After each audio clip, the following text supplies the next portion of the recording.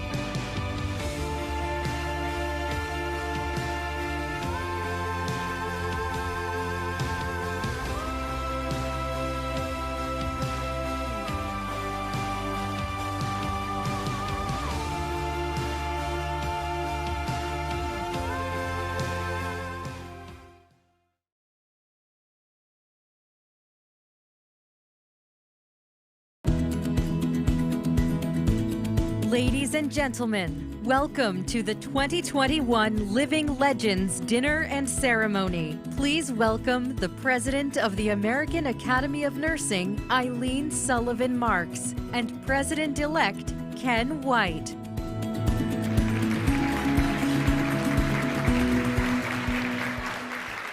Good evening. I am Eileen Sullivan Marks, President of the American Academy of Nursing. With me this evening is Ken White, the Academy's President-elect. On behalf of the... Yay! It's a celebratory evening. On behalf of the Board of Directors, it is our pleasure to welcome you to the American Academy of Nursing's 2021 Living Legends Ceremony. We are delighted to be here in person and know that so many are celebrating with us virtually. For those watching at home, please post messages of congratulations throughout the broadcast as we honor these 4 inspirational nursing giants. This year's Living Legends are an inspiration to many of us for their compassion and commitment. They have served the public with strength and conviction, envisioning a better future.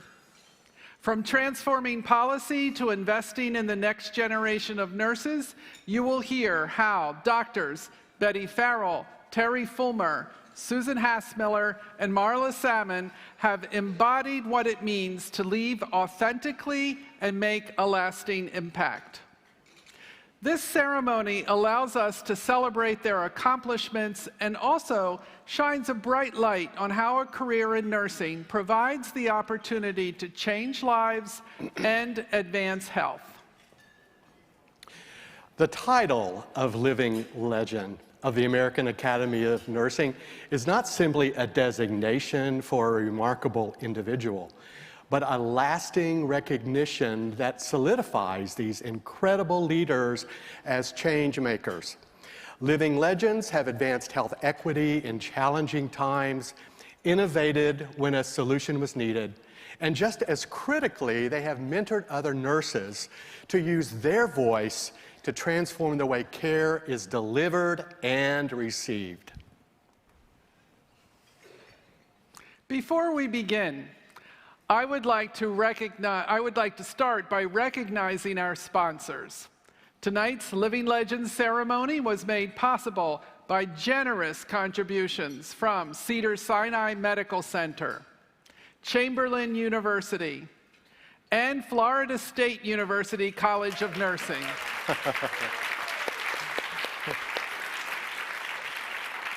Thank you to our sponsors for helping to make this evening a memorable event for us all. Before we begin tonight's ceremony, I would like to recognize again Dr. Ernest Grant, who received the Academy's Civitas Award earlier today.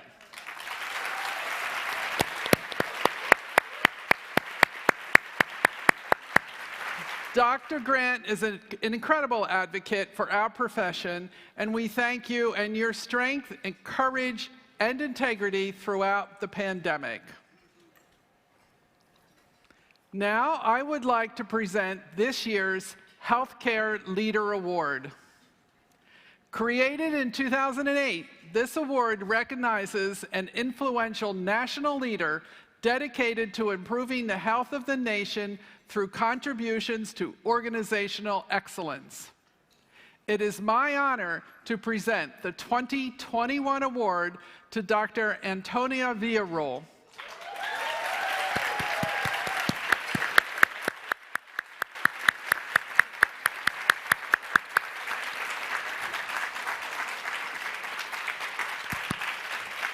Oh, look, you're getting a standing ovation.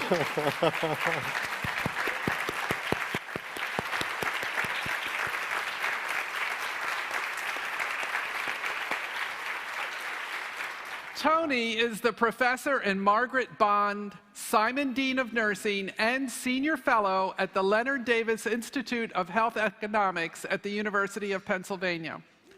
Dr. Villarreal is a renowned researcher and a fierce advocate for communities.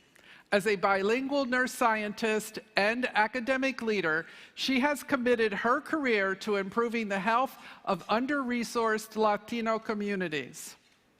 Dr. Villarreal designed Cuidate, which promotes safe sex practices within the frame of Latino culture.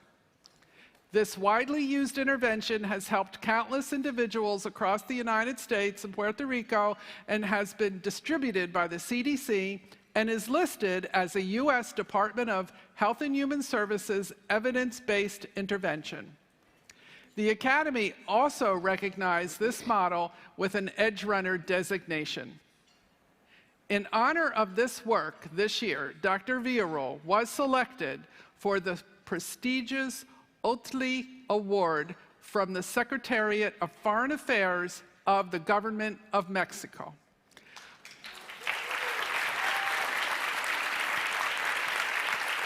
For positively affecting the lives of Mexican nationals in the U.S. and for advancing nursing education in Mexico. Dr. Villarreal is a global force. She currently directs the World Health Organization Collaborating Center for Nursing and Midwifery Leadership at Penn Nursing. The center works with the WHO and the Pan American Health Organization to help reduce maternal mortality in Haiti, with potential replication in Bolivia, and to develop leadership in nursing education and research. Prior to this work as Associate Dean for Research and Global Affairs at the University of Michigan School of Nursing, Dr. Villarreal also directed the World Health Organization Collaborating Center for Research and Clinical Training in Health Promotion Nursing. Sought after for her expertise in health equity, Dr. Villarreal has been a formidable voice for policy change. She has been called upon by presidential administrations to offer guidance and advice. Dr. Villarreal is an elected member of the National Academy of Medicine and chairs its roundtable on the promotion of health equity and the elimination of health disparities. Most recently, she was invited to serve as a member of the advisory group for the New Culture of Health program at the National Academy of Medicine, supported by the Robert Wood Johnson Foundation. Dr. Villarreal's leadership has been impacting change at the organizational level for many years by focusing on excellence and collaboration. As president of the National Hispanic Nurses Association, she partnered with her colleagues of the other minority nurse groups to form the National Coalition of Ethnic Minority Nurse Associations.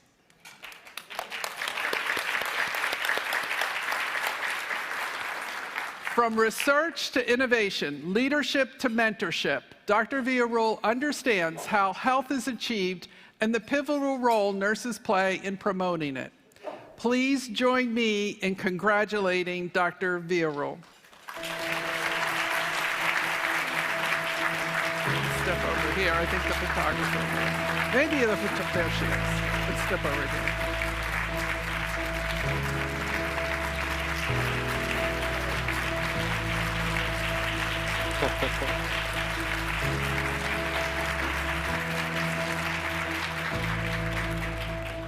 Thank you, Dr. Sullivan Marks, and thank you for members of the Academy. This almost sounded like an award for Hispanic Heritage Month, of which it is until the 15th. But I am really humbled and honored to receive the award for healthcare, given the courageous commitment that we have seen by all nurses throughout this pandemic in all settings. I'm so proud of the leadership that all of you have demonstrated during this pandemic and beyond. I want to thank on my personal journey, there's so many, I'm going to forget them all, so I'm not going to name them. I'm going to thank my newfound family and friends on my table, so first.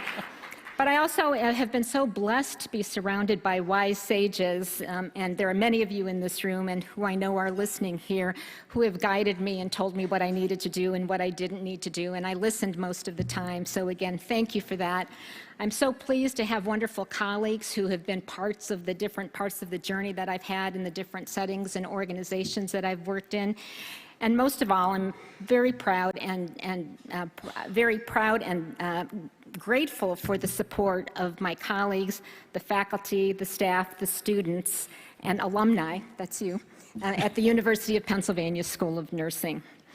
So as we think about the impact that nurses have had in this last couple of years, and think about the impact that we can have in advancing health and social equity, two things come to mind in terms of what I think we need to do and move forward. I think now is the time that we have to decide, are we going to be health equity tourists, or are we going to dig in and do the deep work? Many of our organizations and institutions had eloquent comments to say after the killing of George Floyd, expressing outrage. But now is the time for action. Now is the time to hold ourselves accountable and to hold each other accountable to advancing health equity. We have the capability and we have the power to be able to do that. Will we have the courage, and will we grant the space for each of us to go forward and support on that journey? The second thing, and again, I'm so grateful for the Academy, for their leadership in the policy arena. I'm looking at Suzanne Miyamoto. What a godsend you have been. And Eileen as well. But we have much to do in that space, and part of that comes with educating ourselves about what the policy levers are that we can and should be able to push. There are a number of experts here, and now I'm looking at colleagues who have been part of the RWJ Health Policy Fellowship Program, of which I chair the selection committee. And there are a number of nurses who have participated in that, and they have been such a force for action. We need more nurses in those policy endeavors, and again, with support from the Jonas Foundation as well as the Hartford Foundation, we need to learn how to be better citizens. And so that's work that we need to do advance. We are very fortunate that we have had, I'm looking at Sue Hassmiller, that we've had a strategic plan as a national nursing workforce to be able to move forward. And with your leadership and the leadership of those in AARP, look what we've done. And you have laid out such an incredible framework for what needs to be done in the equity space, not only in research and education, but also in the policy front. Another report that was executed, led by Linda McCauley, has to do with primary care. Another strong framework for how nurses can advance in that space. So we have the roadmap, we have the capability, we have the power.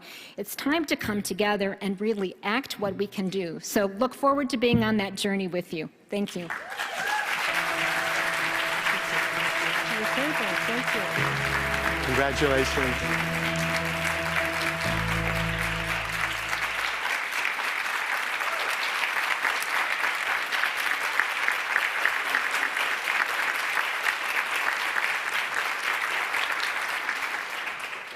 When I called Tony to tell her about this award, she said, "Well, I don't know what I did to deserve it." Thank you, Tony, for your leadership. The American Academy of Nursing created the Living Legends in 1994 to honor and recognize fellows who had made unique, outstanding, and long-lasting contributions to both the nursing profession and to society. Since then, we have honored 126 distinguished individuals. Let's take a moment to recognize these living legends over the years.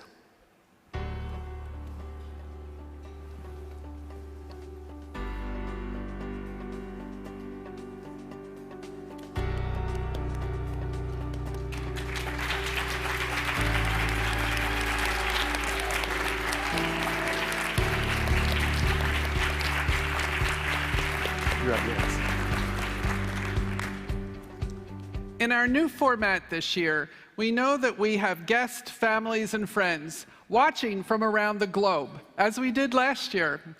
Traditionally, this would be the moment during our celebration where we would ask all of our living legends to stand and be recognized. To our living legends at home and those in the room with us tonight, please do stand.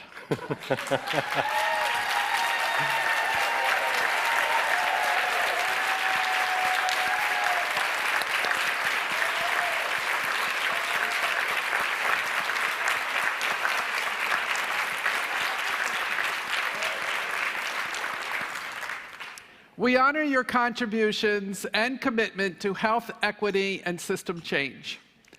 I would like also to pause and recognize the living legends we lost this year, Bernadine Lacey and Gladys Sorensen.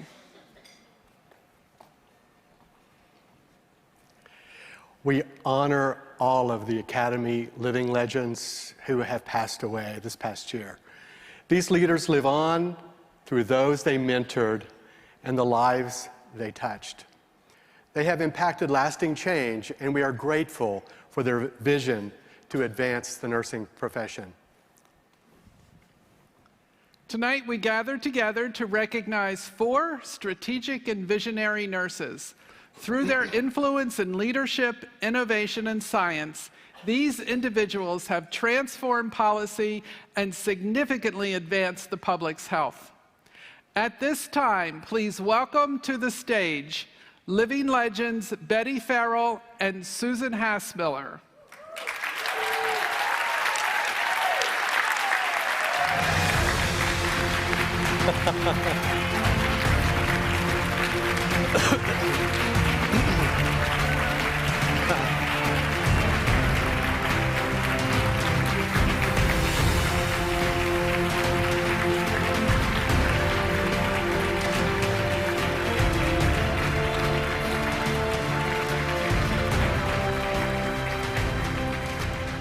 Welcome as well our living legends, Terry Fulmer, sorry, Terry Fulmer, and Marla Salmon, who will be joining us virtually tonight.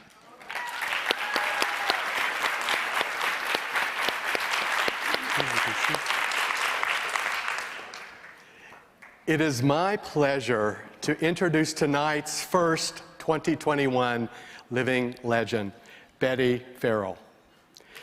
Dr. Farrell is a celebrated leader, scholar, scientist, and professor who has dedicated the past 44 years to improving quality of life. Most notably, her work has truly transformed how nurses and other healthcare providers approach care at the end of life. Dr. Farrell has been a nurse researcher at the City of Hope Medical Center in California since 1989, where she has conducted a program of research related to symptom management, family caregiving, and palliative care in oncology. Over the course of her research career, she has received more than $100 million in funding. Right. Thank you. From the National Institutes of Health, the Robert Wood Johnson Foundation, the Cambia Health Foundation, and the Patient-Centered Outcomes Research Institute, among others. Dr. Farrell has disseminated this work by writing over 400 publications in peer-reviewed journals. Used in many nursing classrooms, she has authored 11 books, including the Oxford Textbook of Palliative Nursing, and co-authored Making Healthcare Whole, Integrating Spirituality into Patient Care. A pioneer in the palliative care field, her most influential work has been as principal investigator of the End-of-Life Nursing Education Consortium, or the ELNEC project, which launched in 2000. Over the 21 years the program has been in operation, ELNEC has educated 1.4 million clinicians in all 50 states and 100 countries. Remarkable. More than 42,000 healthcare professionals have completed an ELNEC Train the Trainer course. I'm one of those. In addition, over 670 undergraduate and 260 graduate schools of nursing have accessed and completed the ELNEC undergraduate, new nurse graduate, and ELNEC graduate online curricula. To ensure this work is available in all parts of the world, ELNEC has been translated into 12 languages. Talk about impact.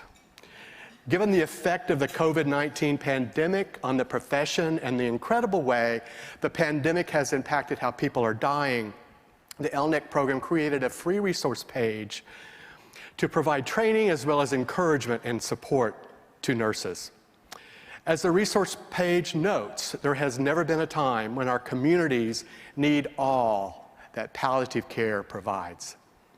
For her inspiring and transformative work, Dr. Farrell has received several awards, including the Lifetime Achievement Award from the Oncology Nursing Society and the Distinguished Researcher Award from the American Academy of Hospice and Palliative Medicine. The American Academy of Hospice and Palliative Medicine recognized Dr. Farrell as one of 30 visionaries creating the field of hospice and palliative care. In 2019, Dr. Farrell was elected as a member of the National Academy of Medicine. Dr. Farrell's prolific contributions to palliative care and palliative nursing have shaped the trajectory of serious illness care for patients, caregivers, and their loved ones worldwide. Her impact on how to support caregivers and families during a loved one's end of life has contributed to tremendous progress on how death and dying is viewed as well as understood. She is known to many of us who work in palliative care, I'm one of those, as a mentor, a leader, and a visionary. Dr. Farrell's work is a constant reminder of the dignity and humanity of life and the importance of preserving it through death. On a personal note, Betty and I are both from Oklahoma. We both have master's degrees from the University of Oklahoma, and we both worked in the same hospital in Oklahoma City in the early 80s while she pursued her doctorate at Texas Woman's University. Fast forward 30 years, and I was so inspired by Betty's work that I decided to pursue my additional training to be a palliative care nurse practitioner. I was mentored by someone that Betty mentored, Patrick Coyne, and I'm grateful. Let's hear more of her incredible efforts from Betty's 3 sponsors.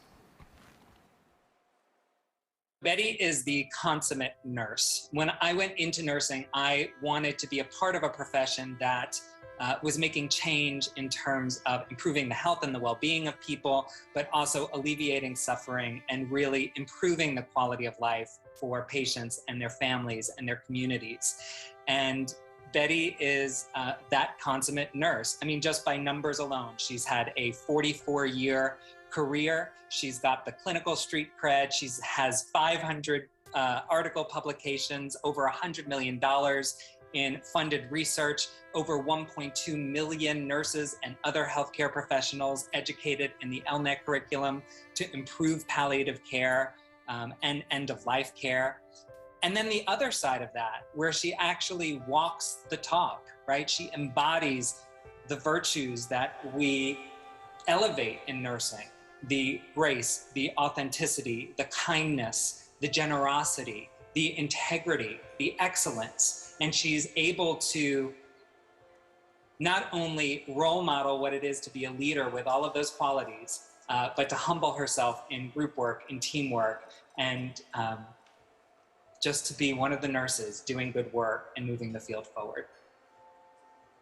Betty has been passionate throughout her career about improving the care of individuals, patients, and families. She not only brings her passion to conversations that she has with patients and families, but she has been an extremely effective advocate with policymakers. She is tireless. She does not give up, and she inspires others to do the same. So Betty is passionate. She has extraordinary compassion. She is dedicated to doing the right thing and to providing care for our most vulnerable patients. And then she had the vision to translate all of that into action. She identified a need, she documented the gaps, she developed a solution, she pulled together a team, and that's how the End-of-Life Nursing Education Consortium curriculum was developed. So Betty has really been an extraordinary role model because she has taken this need and really developed a product that serves our nursing colleagues and therefore translates into improved care for people in the United States and now around the world. Betty has provided inspiration to all of us, but specifically to me. She was one of the first leaders that I met when I assumed my position as CEO at AACN.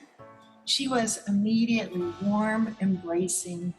She not only cared about sharing the work of ELNIC, but believed very strongly in the importance of building partnerships. AACN and the City of Hope have had a long-standing partnership, but she cared about having one with me as well. She offered great advice. She was willing to share her wisdom, not just related, but very importantly to ELNIC, but to other important matters of concern and interest to nursing. She's extremely humble, she's very warm, she's very easy to talk to. Betty inspires me daily. In addition to developing ELNIC, she's had an extraordinary research career. She's built an amazing team of nurses and others at the City of Hope, around the country, and now globally.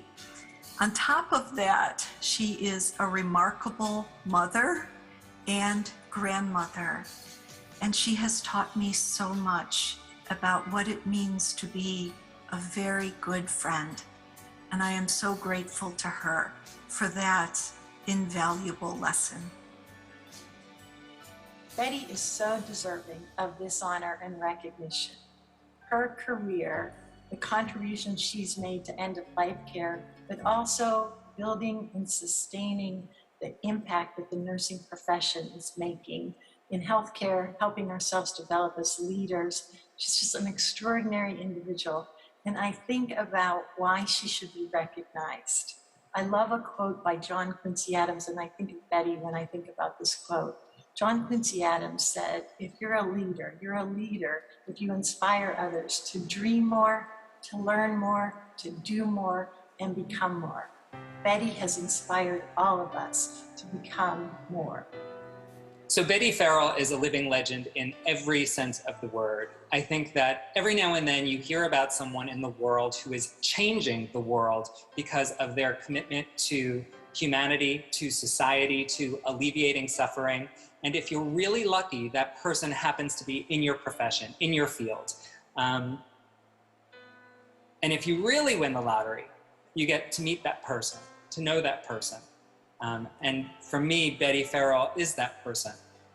I cannot picture my career, my field, or the profession of nursing within the United States or globally without Betty's wisdom and passion and commitment to generosity.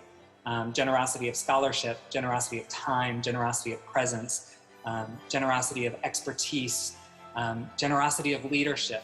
She is the consummate nurse. She is the consummate living legend.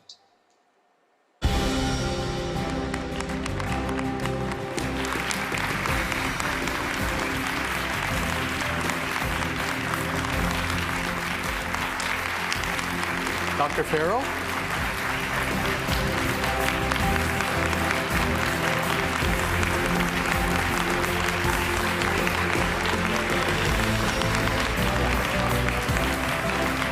Please join me here.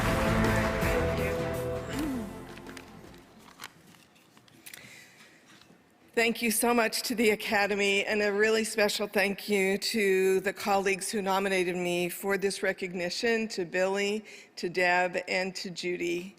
I am forever grateful for your kindness.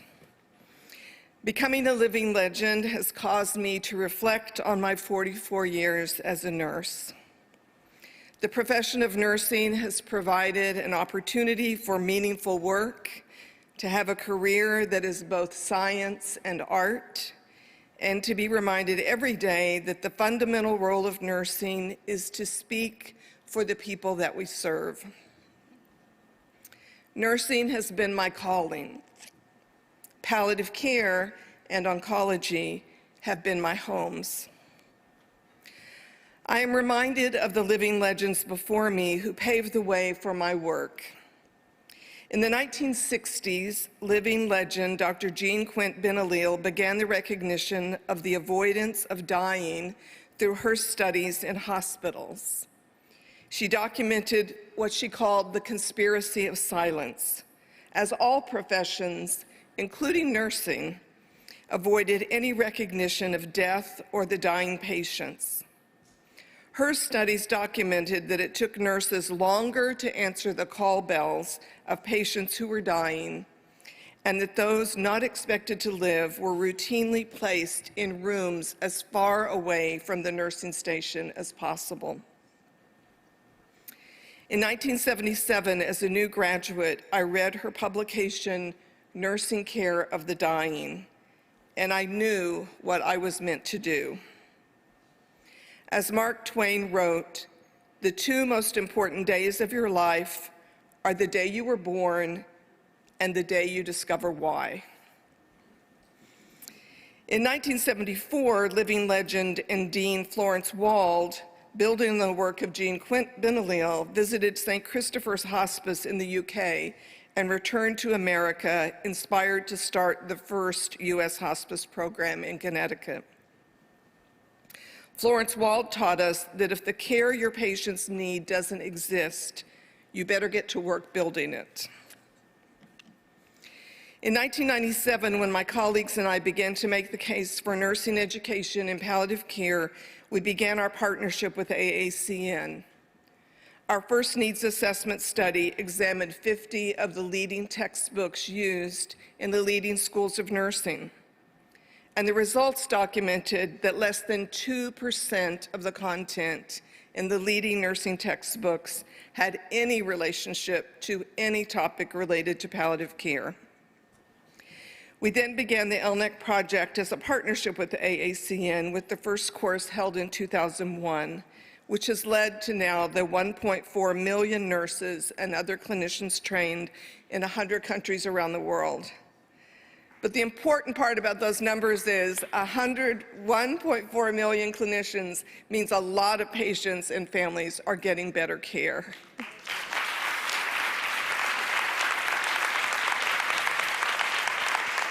Just a few months ago, AACN released their updated Essentials document, which identifies palliative care as one of the 4 key spheres of nursing practice.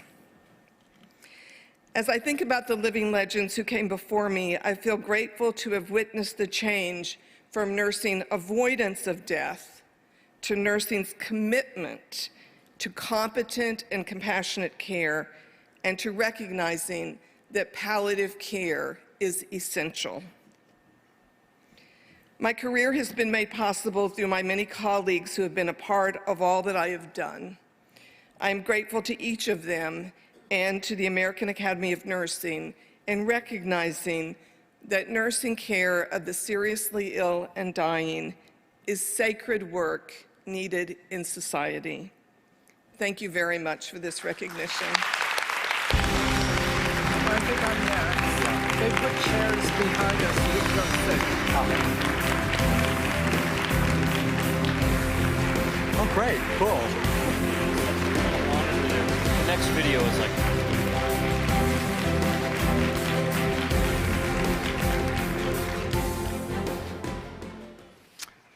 We would like also to add an addendum to remarks earlier.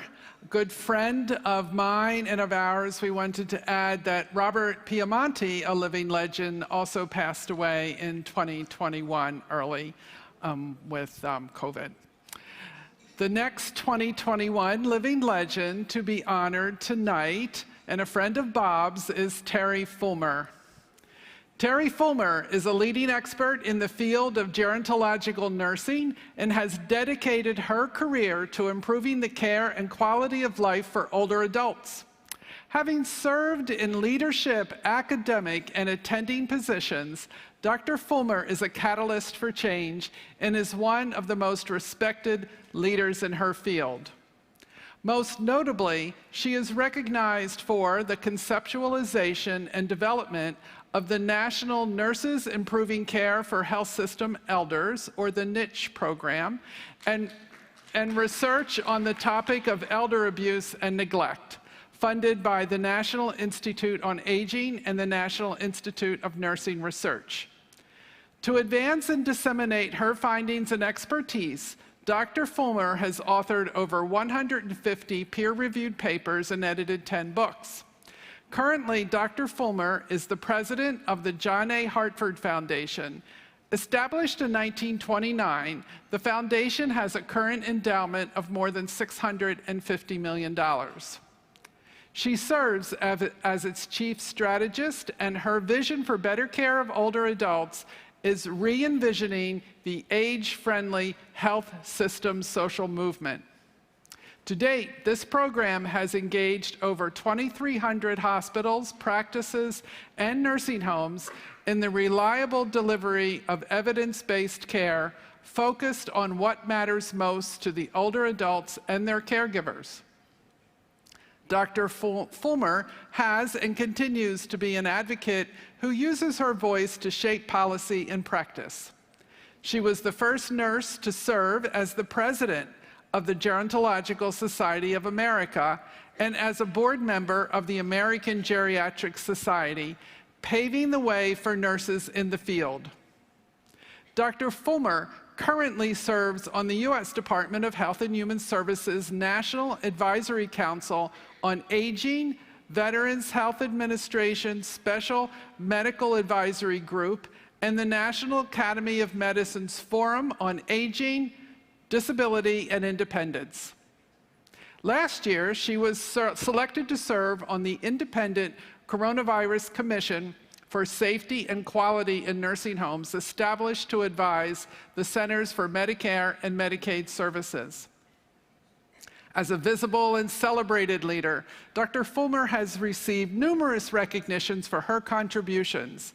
In 2019, she received the Donald P. Kent Award for exemplifying the highest standards for professional leadership in the field of aging from the Gerontological Society of America.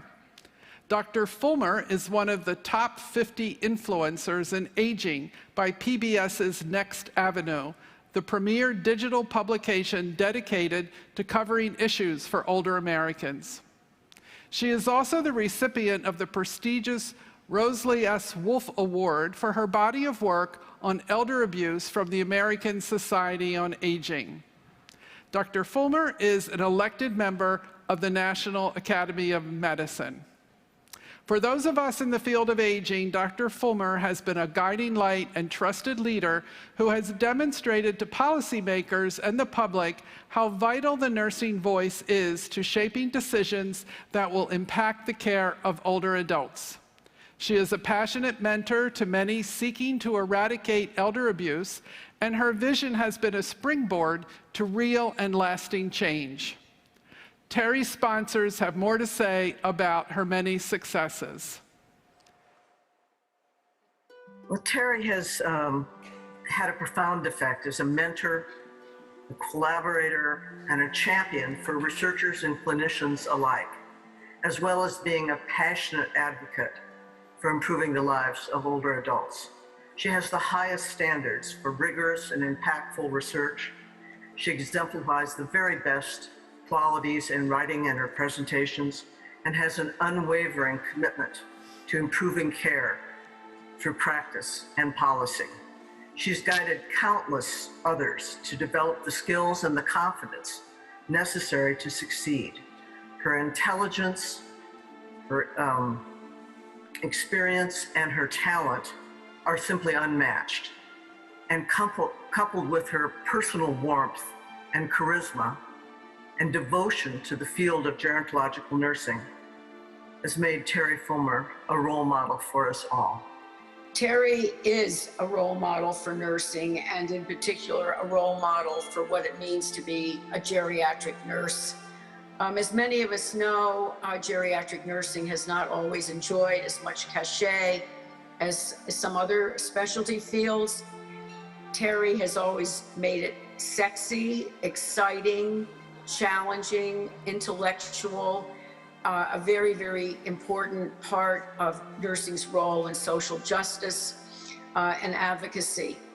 While I was writing the recommendation for her nomination as a living legend, I was really struck in reading through her, I believe, 75-page resume and some of the papers that she has written, just what an incredible narrative arc her journey has had, and it is an extraordinary journey.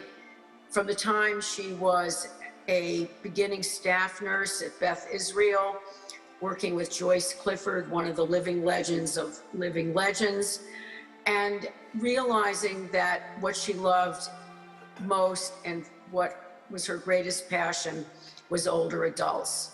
And she said in an article that she wrote about her own career several years ago in the Journal of the American Geriatric Society, I decided I was just going to run with it. I never looked back.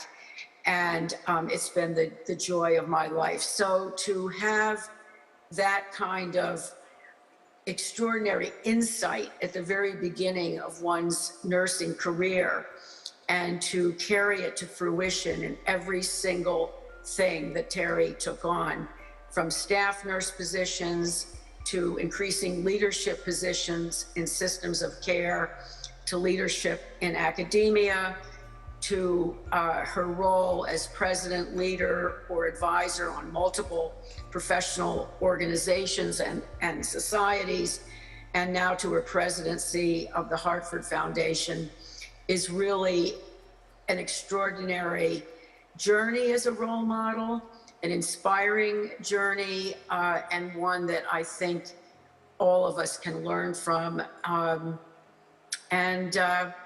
yes, take courage from. Well, Terry has a presence, and I think that's one of the inspirations, is that she is always on.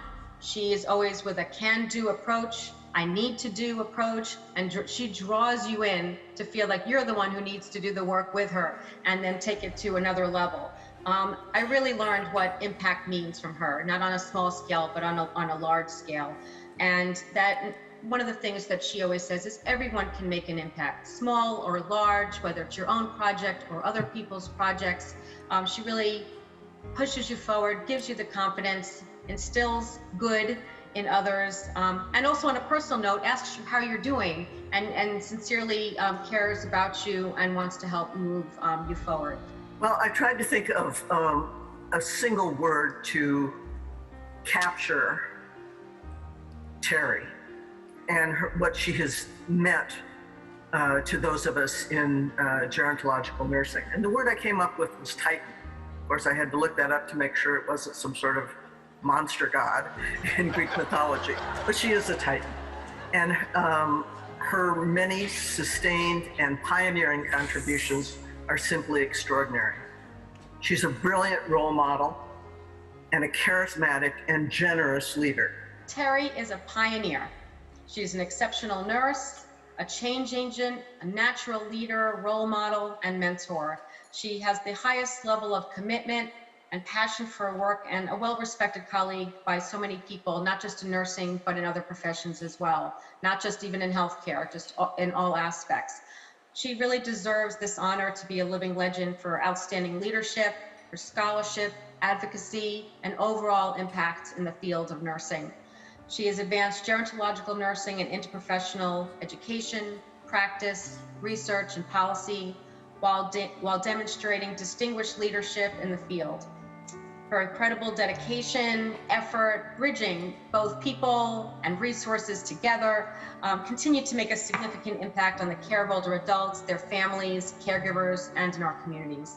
And so with that, I congratulate you, Terry, on a wonderful career that continues in progress. But what I find most inspirational about Terry is the can-do attitude, the team playing, the mentorship, the generosity.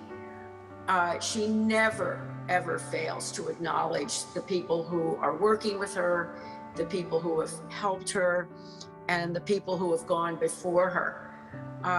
Among her many mentors was Robert Butler, Dr. Robert Butler, who was the first director of the National Institute on Aging. And in the letter that I wrote about Terry, I said to, in acknowledgement of Dr. Butler, that he must be cheering from heaven or on high or somewhere this amazing band leader that he helped to nurture. It's that band leadership, that unfailing spirit, I believe, that inspires all of us.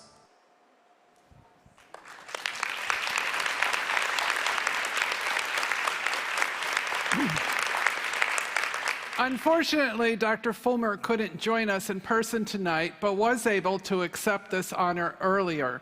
Let's hear from Dr. Fulmer. I am so excited to receive this distinguished status in the Academy and join such an elite group of nurse leaders. How special to be celebrated this way, and it is my honor to be among this year's group of living legends in the company of Sue, Betty, and Marla. It feels wonderful. Heartfelt congratulations to all the past and future living legends. It's a joyful experience and one that I accept with the deepest gratitude. The recognition is a wonderful occasion for reflection on my career as a nurse, a profession I love and cherish. I had the incredible good fortune to begin my professional nursing career at Boston's Beth Israel Hospital under the visionary leadership of Dr. Joyce Clifford, another living legend, and our beloved Trish Gibbons. I miss them both so much. Why nursing? My mom was a nurse, and she was a kind, compassionate, and brilliant person. She loved nurses and was proud to be a nurse. She was a cadet nurse during World War II, and that left an indelible mark. In my early practice, I found myself drawn to the older patients, many who may have survived their cardiac resuscitation or their chemo, but were then left with functional decline, and often they were suffering. I felt I could make a real difference in their care, and I chose geriatric nursing as my career path to make that difference, and I've never looked back. Who have been my most profound teachers? My patients. I never failed to be humbled by the lessons I have gathered at each clinical encounter. Our time together is usually in the context of illness and suffering, and in that moment, I'm privileged to be a nurse. My experience has also led to my lifelong dedication to eradicating elder abuse and neglect wherever it exists. Let me say a word about my many students over the years. Your faces are just flashing before me. Thank you. You've provided me with insight, humility, and I must say a lot of laughter. From my earliest Boston College clinical groups at Mass General to my more recent grad students at NYU and Northeastern, and all the students in between, what a gift to work with you, whether learning how to give an injection, finishing a thesis, or giving a first poster presentation. You've listened, taught me much, and become my colleagues and friends. Let me recognize and thank my nominators, Dr. Kitty Buckwalter, Sherry Greenberg, and Neville Strunk. You are all amazingly accomplished nurse leaders who have improved the lives of countless older adults, and I thank you. I'd also like to thank the legendary May Louise Weichel from the Francis Payne Bolton School of Nursing, who was my original nominator into the Academy. Thank you, dear May. And what can I say about the fantastic Maddie Mezzi and iconic Claire Fagan, who have been so generous and inspiring? Thank you. The Academy is an essential body that works tirelessly to advance the policies that ensure our nursing science and advocacy is heard around the world. My gratitude to all of this august body for your leadership. Gratitude as well to all my nursing colleagues and friends who have enriched my career and my life beyond measure. Let me add my deepest heartfelt thanks to the John A. Hartford Foundation, the trustees, and my wonderful colleagues who have done so much to improve care for older adults through their thoughtful grant making and commitment to the field. The entire staff is a gift to me every day. It was this foundation's support that made it possible for me to advance the Nurses Improving Health System Care for Elders, or NICH, as well as the Geriatric Interdisciplinary Team Training Program, the Hartford Institute for Geriatric Nursing at NYU, and the Hartford Centers of Gerontological Nursing Excellence, and the wonderful age-friendly health system work that's ongoing as we speak and shattering all records. And finally, and best, to my wonderful family, my husband Keith, our amazing kids, Nina, Holly, Sam, and Julie. They've always been there for me, supported me, and they've listened to me discuss my work with great patience over the years and given me many key insights. I love you guys. To all of you at the Academy's 2021 conference, thank you for this incredible honor, and I look forward to seeing you all very soon. Thank you.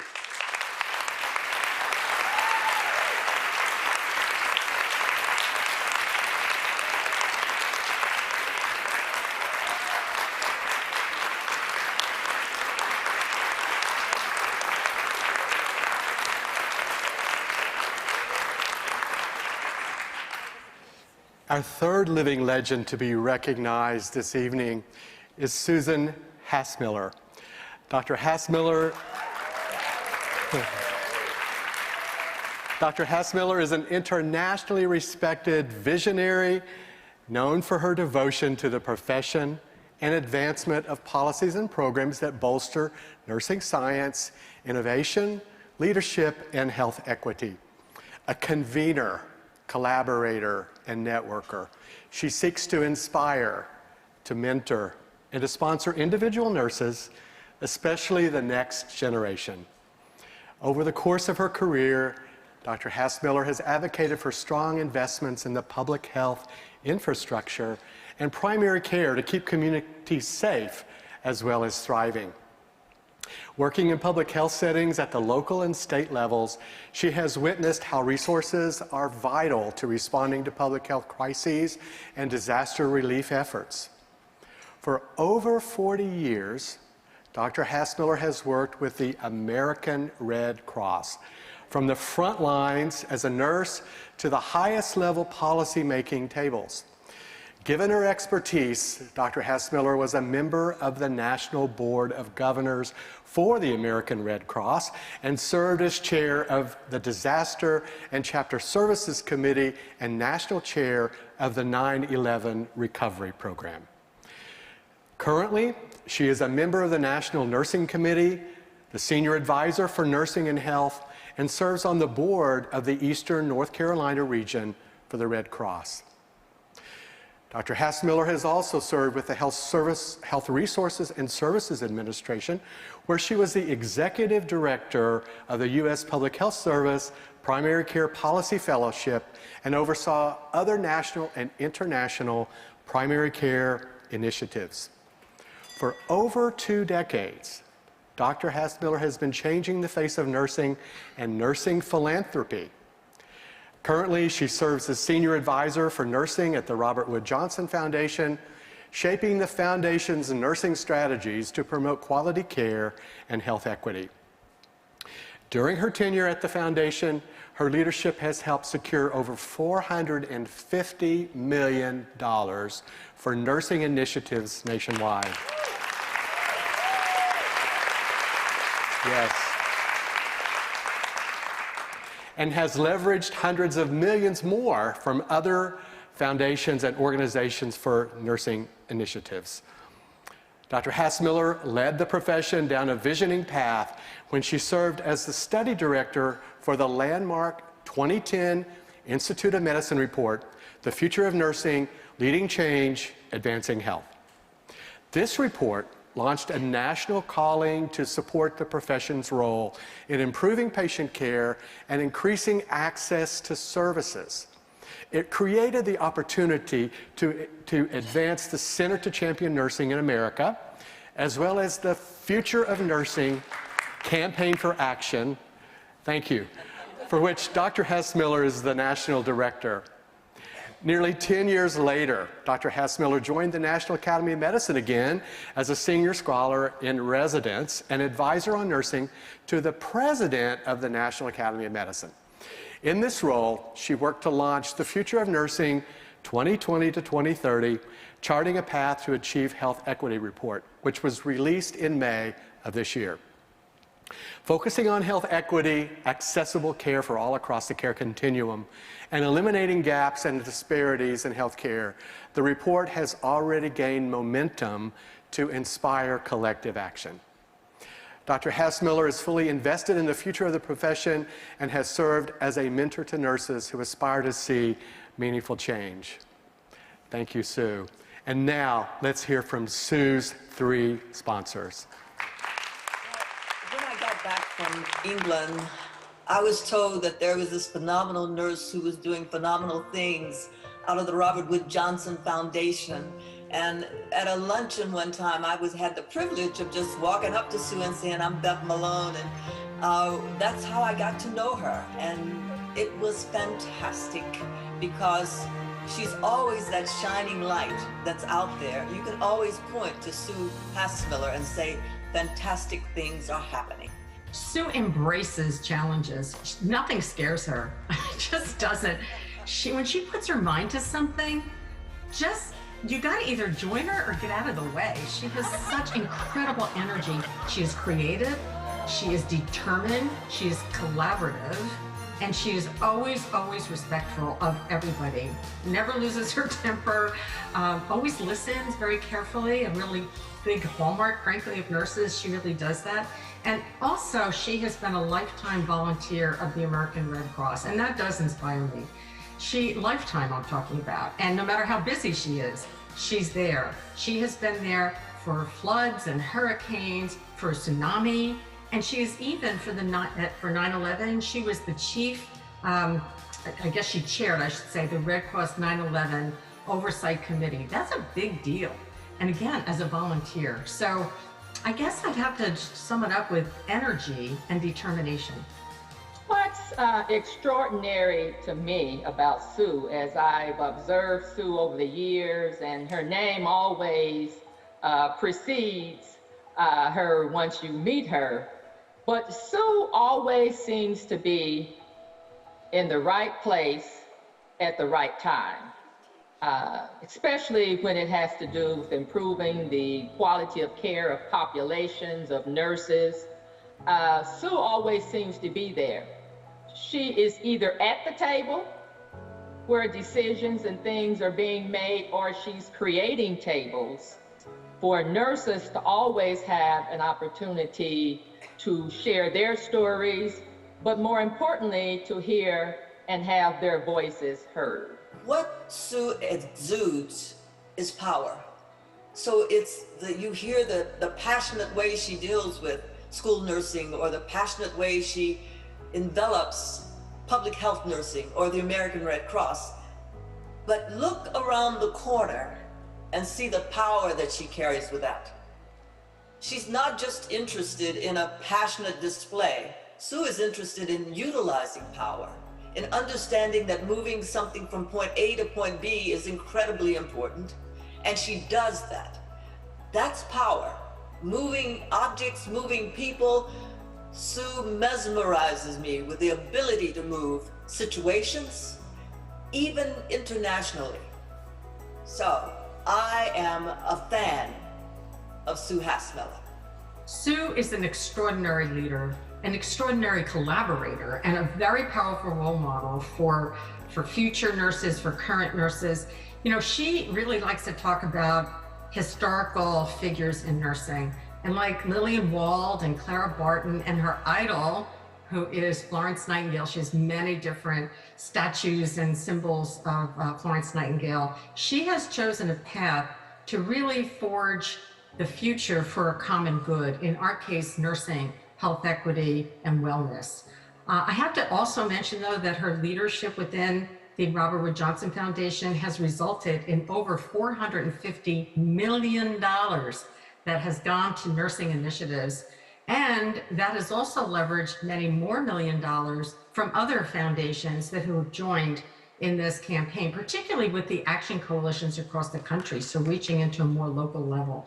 So she's really a force to be reckoned with. She has inspired thousands of people, nurses and nursing allies and others, not only in New Jersey, but across the world, really, across the globe, to join together and really try to create homes, communities, and societies that really put health equity and wellness in the center, and with nurses really helping to make that happen. The way she touches not just the United States, but I know that all of the future of nursing has crept across the water, has crept across any boundary you can think of to other places around the world, and has made nursing better throughout the world. How much more can you say about anyone being a living legend than not just to touch your home territory, but to be able to touch the entire world? When I think about a living legend, I think about someone who has done something that they do it extremely well, that it's important, that it's unforgettable, that they have touched lives, and that they'll be remembered and talked about for the great deeds that they've done. Sue deserves this award because there's nothing that Sue has not touched. whether it's in education, whether it's in practice, whether it's in advocacy. I don't think there's any place that Sue has not been or been involved in when it comes to nursing. Sue has been blazing trails for the future of nurses and wants all nurses to make a difference and have an opportunity to do that. So for me, it's congratulations, Sue, on this well-deserved award.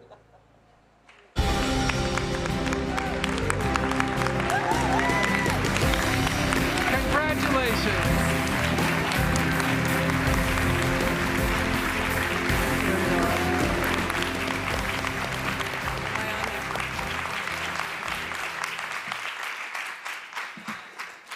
Well, that was quite something. Wow.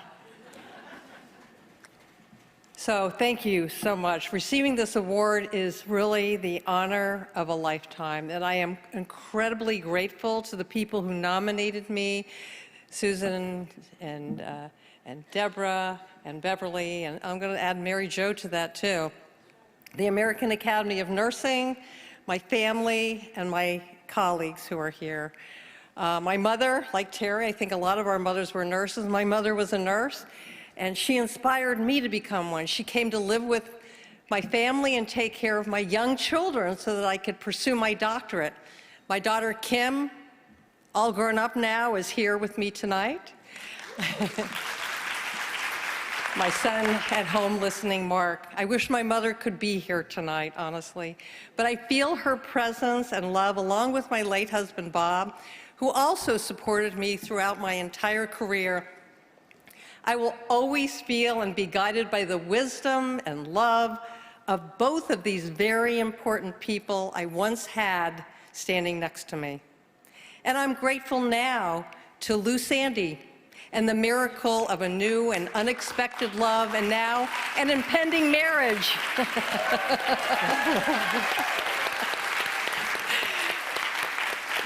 Love after loss for both of us.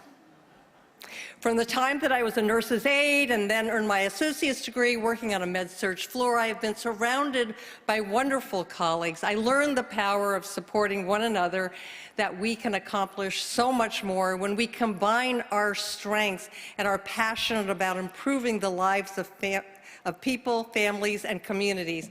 I learned that we can change a life by listening and understanding their circumstances and taking the time to care. I saw it as a nurse, no matter what the settings I worked in, including my disaster work with the American Red Cross. And I experienced it 5 years ago from the other side, when my husband Bob was left a quadriplegic after a bicycle accident and spent 10 days in the ICU before I had to turn off his machines.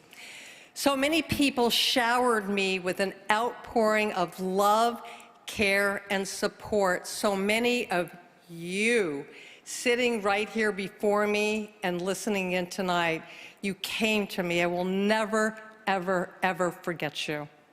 I've also received support from my employer, of course, the Robert Wood Johnson Foundation, my colleagues there, and the extraordinary individuals at the Center to Champion Nursing in America, home to the Future of Nursing Campaign for Action. There ain't nothing happen without that machine.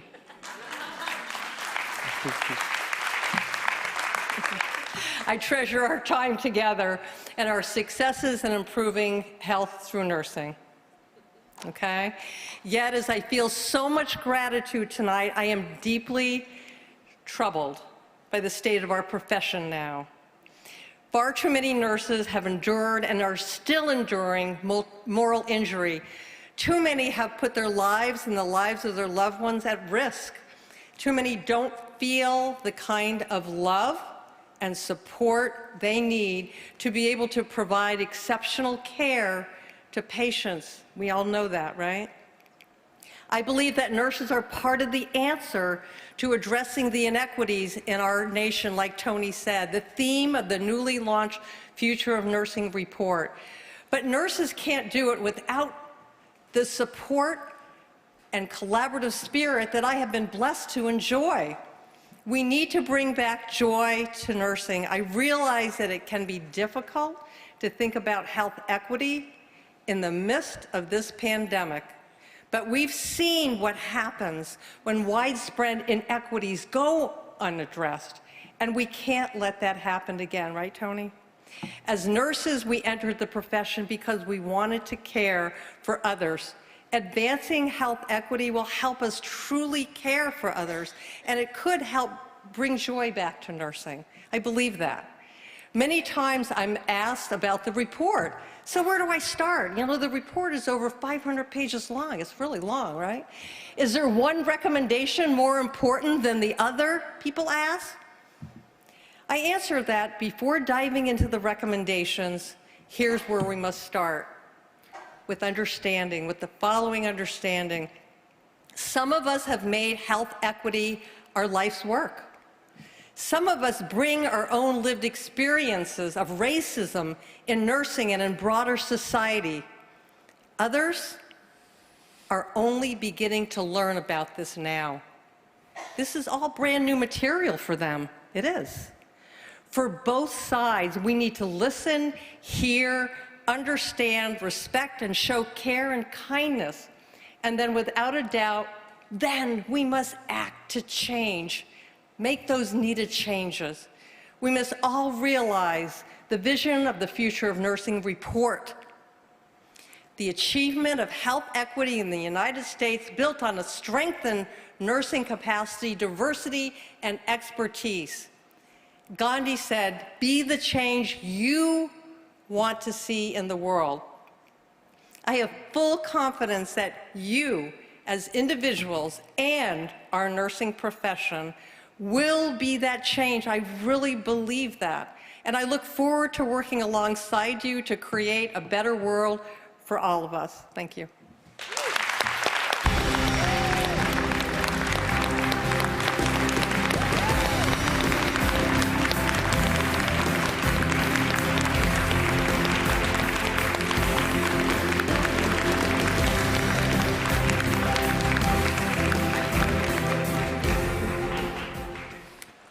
The fourth living legend to be honored this evening is Marla Salmon. Dr. Salmon is a remarkable leader whose reach has advanced nursing's impact on the health and well-being of people around the world. Known globally for her impact on policy, education, practice, and research, Dr. Salmon's work through her many leadership roles has been deeply rooted in her commitment to health equity and social justice. Over the course of her career, she has focused on ensuring a diverse, capable, and transformative nursing workforce locally and globally. Much of this work has a direct impact on policy. Most notably, Dr. Salmon served as director of the Division of Nursing within the U.S. Department of Health and Human Services, advancing and directing federal investments in the nursing workforce. Her expertise and experience made Dr. Salmon a sought-after advisor, including serving as a member of the White House Task Force on Healthcare Reform under the Clinton administration, the U.S. delegation to the World Health Assembly, and the National Advisory Committee for the Institute of Nursing Research of the National Institutes of Health. She has served as a consultant to the World Bank, the World Health Organization, and the Commonwealth Health Minister's Secretariat for Nursing and Midwifery. Additionally, she chaired the World Health Organization's Global Advisory Group on Nursing and Midwifery. As a committed researcher and educator, Dr. Salmon was dean at the Nell Hodgson Woodruff School of Nursing, Emory University, as well as the dean of the University of Washington School of Nursing.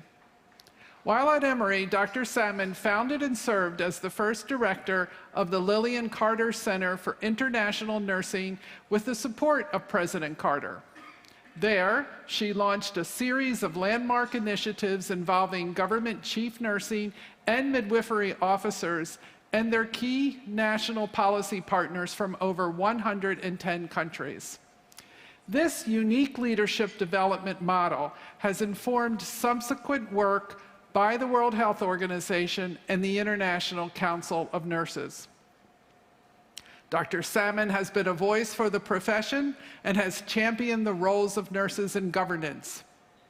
Having served as a member of the Robert Wood Johnson Foundation Board of Trustees and governing boards of the American Academy of Nursing, the American Public Health Association, the National Center for Healthcare Leadership, and Sigma Theta Tau International, Dr. Salmon's leadership reminds us that nurses must be in the room where decisions are made. Dr. Salmon continues her global leadership and nurse mentorship as Professor of Nursing and Global Health and Adjunct Professor of Public Policy and Governance at the University of Washington, where she focuses on engaging nurses in policy and governance roles, strengthening the position of nursing within health systems, and empowering those around her to make a difference. Dr. Salmon's recent work focuses on social finance and enterprise in the health sector. She is currently looking at the opportunities for investment in nursing and midwifery as means for strengthening health systems and providing decent work and career possibilities for poor and marginalized people. Her leadership has expanded sectors, disciplines, national boundaries, and professional roles. Marla's sponsors have more to add. I think Marla is an extraordinary role model for me, first of all, and an extraordinary role model for nursing. She's a very big picture thinker. She really can see the future, if you will. She sees where things should go, but that doesn't mean that her head is in the clouds. She's very practical with her strategies. She can talk to anybody, and she can talk at anybody's level, even though she's a very brilliant person, I would say. So it's really her ability to see the future and role model that for others. And what I think Marla does really well, she really understands that in order to impact the health of the public, no matter whether it's in Seattle where she lives or the globe where she operates as well, she really understands that nursing is going to make its biggest impact if they can strategically work with other disciplines and with other sectors. So she's always role modeled that for me, and she's always role modeled that for the world. I think of Marla Salmon very much like I think of Jessie Scott, who is a living legend and a hero to many of us. They both came out of a public health background. They were both director of the Division of Nursing, which is the highest role for a nurse in the federal government. And they both were strategic thinkers. And both of them took advantage of being in leadership roles, but expanded their roles and made so much more out of their platforms and leveraged their positions to really do some wondrous things that not only promoted professional nursing, but the health of people in the US and around the world. So I would say that Marla Salmon is a tremendously effective strategic thinker in nursing who has always led from strategy, used her various leadership positions to go beyond what was required of the position. And she has many great outcomes that I could cite that specifically has affected nursing for decades. Marla cares deeply about people. When you speak with her, you really have that feeling that there isn't anybody else in the room. You might be surrounded by hundreds of individuals, but she's right there walking it with you. Whatever the issue is, whether it's personal, professional, something else. And I have seen her interact with others. I've watched her. I've learned from her. She is very much about the individual in front of her at that moment in time. And that's remarkable because a lot of us these days with social media and everything else, we're kind of looking over the shoulder of the person with whom we're speaking. We're back on our email, but you really feel like when you're interacting with Marla, she is all about that conversation, that engagement at that moment. I would also say Marla has a very wicked sense of humor. She's a lot of fun to be around, a lot of fun. She can be unbelievably serious, and she is, when she is in very high stakes meetings with individuals from a lot of different professional groups. I am never more proud than when I see Marla Salman speaking, identified as a nurse, and speaking on almost any issue. I take great pride in sharing the profession with her. Marla's most unique contribution in research, I think, is in terms of thinking of the end user in research and always challenging other people that might be doing the primary data collection.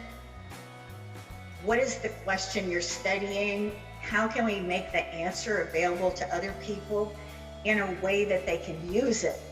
So Marla, obviously, like many of us, can do all the different elements in research, but she's such a strategic thinker, and she's so interested in the end user and how to translate research into actual practice and policy. That I think is where her real genius lies. Marla deserves the honor of being a living legend because she is one. She is a force for the public's health. She sees the solution, much of the solution to healthcare challenges in this country and around the world, as the nursing profession. She knits that solution, the nursing profession, with that problem in new and creative ways. And she can hold her ground with anyone in the most remarkable ways to engage, with deference where she needs it, assertive when she needs it, always well-informed, always creative, always innovative, and always starting with what matters most, her North Star, the health of the public. Marla cares about people, yes. Everyone would agree she cares about people and students and leaders globally. But I was walking with her on one of our many, I think, hundreds of walks that we've taken in our 30 years. And we were in New Mexico at the time. And we were walking down the street, and it wasn't mealtime or anything, but Marla saw a little cafe. And she said, I need to go into that cafe for a minute. And I said, fine. I didn't question her. And she came out, and she was carrying a bag. And I thought, is this going to be a snack for us? I didn't really quite get it. She said, let's go back to the next block. I need to do something before we go on with our discussion. So we went back, and there sat a homeless man on the sidewalk. And he was clearly someone who was not taking care of himself, was sad and needed a lot of care. It was very obvious that he was hungry as well. So Marla just reached down without saying anything, and she said, this is for you. And I saw that man look up at her and smile, and Marla smiled back, didn't say another thing. And we just continued on. And I was just awestruck that that's Marla, that's who she is. She cares for the world, but she cares for one person at a time. Marla Salman, you are such great trouble. I so appreciate you. Congratulations. You're the best of the best. Welcome, living legend. Congratulations, Marla, living legend. I always knew you were a living legend. Congratulations. Dr. Salman couldn't be with us in person tonight, but she was able to accept this honor earlier this week. Let's hear from her now. Good evening. I'm so honored to be with you this evening. I wish it were in person, but since it's not, I want to share with you some thoughts that I have, and particularly my appreciation. Thank you so much to the Academy and to my sponsors for this remarkable moment in my career. But also thank you to all of the people who have made this career possible. There isn't one thing that I would count as a success that I've done alone. And I'm sorry that I can't name each one of them because they've been wonderful and extremely important to my ability to make some of the differences that I hope I've been able to make. I want to particularly thank my sponsors, whom you've heard from just now. Each one of them has given me the gift of their life lessons, and I'd like to focus on those and to be able to talk about some of the things that I've learned from them. And these aren't things that I think are as relevant to the past as they are to the future. Linda, Mary, Sue, I've learned that you share some things that are very important to this future of nursing. And one of the things you share is fundamental understanding that the value of our profession is in its members, in their work, and in the support we give them to be able to do their work. You also brought to us an understanding that it helps to have a destination, a vision, it helps to have the evidence, and it helps to have paths forward. And you've recognized and helped us understand that building common ground is part of the process of getting there, reaching across differences, respecting differences, engaging differences, and being able to extend oneself in reciprocity and a spirit of partnership is absolutely necessary. Working together for a common good, for a common goal. You've all three helped us understand the importance of that. I also want to highlight some others in the Academy, a couple of legends and some fellows who have given me nuggets of wisdom that I want to share. I can't say that I've always lived up to them, but I've certainly grown through them. And first is Jessie Scott, whom has been mentioned previously. I met Jessie when I first went to the federal government, and she gave me two great pieces of advice. One was to have a kitchen cabinet, and this kitchen cabinet was to be full of people who were different, who didn't necessarily share the same beliefs, the same approaches, who could be critical, who could be supportive, but who did share the common sense of purpose with me and then with those who adopt that particular way of doing things. She also said in so many ways that we in nursing need to have a community that extends around the world. We need to reach out and we need to receive from one another, and that citizenship in the world is as important as citizenship in our nation. Marilyn Chow, another living legend, helped me understand that failure is fertile ground for success, and that as we move forward during these very challenging times, we're going to experience a lot of failure and a lot of opportunity for success. And what she helped me also know is that it is with grace and altitude and optimism that those seeds grow into success. And she would often remind me that my mother would have said, and my mother was a nurse, that you have to move forward. You can't go anywhere without leaving somewhere. So I want to move to two public health nurses who are also members of this academy. One is Jan Heinrich, and Jan has navigated numerous paths forward, some off-road, some on-road, but she knows very well and has demonstrated in so many ways that the future and that path forward is strewn with washouts and potholes and dead ends. But that if you're clear about the destination and you work with others who are different than you have a much greater likelihood for finding ways around those obstacles. And she is a master of working across disciplines, sectors, and has given us great advice in so many different ways. And Judy Wold, another public health nurse, has taught me through her example and also through the teaching that she has done that the future really lies with those who follow us, not with us. We can help, we can support, we can guide, but probably the most important thing that we can do is have them stand on our shoulders. The young people in this discipline, whether they're students or nurses coming up, need the support and the encouragement and the respect and regard that we can give to them. And we also need to help them find the joy and the fulfillment in the knowledge that we make real differences in people's lives and to achieve the equity and the social justice through our work that everyone deserves. I want to highlight also a lesson that I've learned from someone who's no longer with us, Andrea Higem. Andrea is not a nurse. She was the head of Johnson & Johnson's campaign for nursing's future. Her deep regard for the value and the contributions of nursing led her to help us understand that nursing and its work needs to be understood, needs to be conveyed, needs to be celebrated. She did all of those things, but she also understood that it needs to be supported. And through her work, we gained so much traction during the last deep and persistent shortage that we had. And she leaves us the lessons that were so important to us at that time and will help to carry us forward. So I want to move now to some personal thanks and some personal lessons that have shaped my career.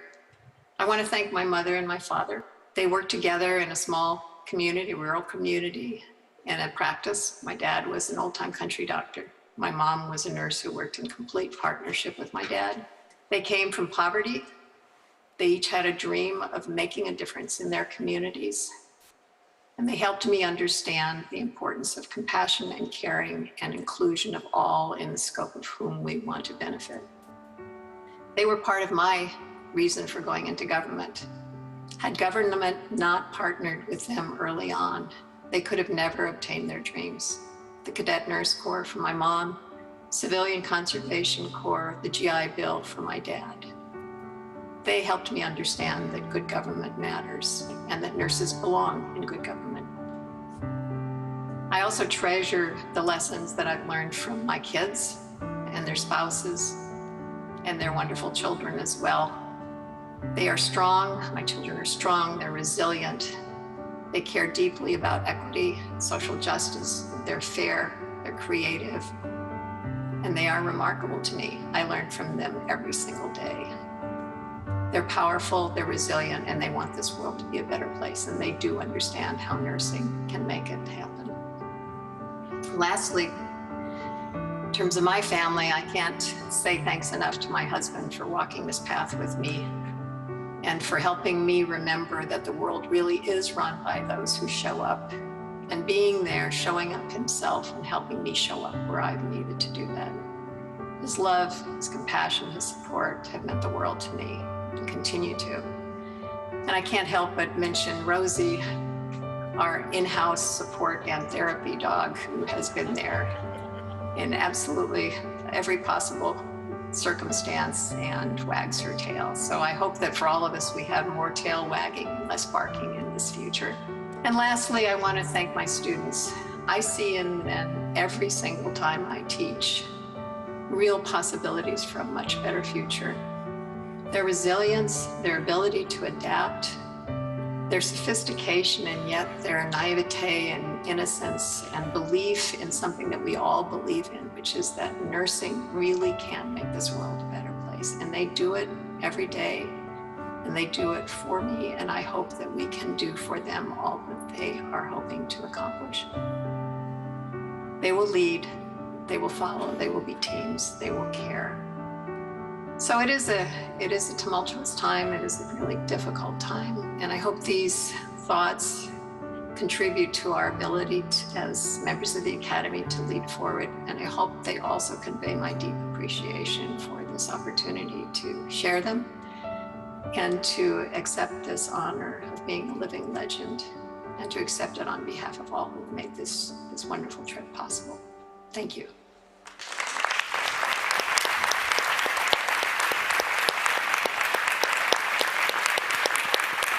And now, please help us celebrate our newest American Academy of Nursing Living Legends.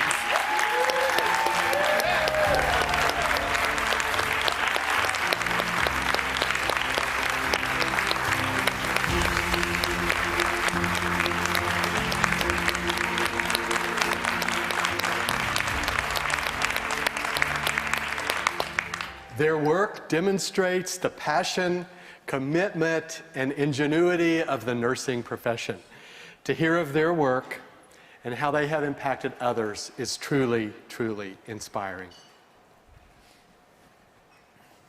It was an honor for Ken and I to be with you this evening and recognize these amazing leaders whose intelligence and humility have paved the way for a brighter future. Thank you for joining us tonight to celebrate them.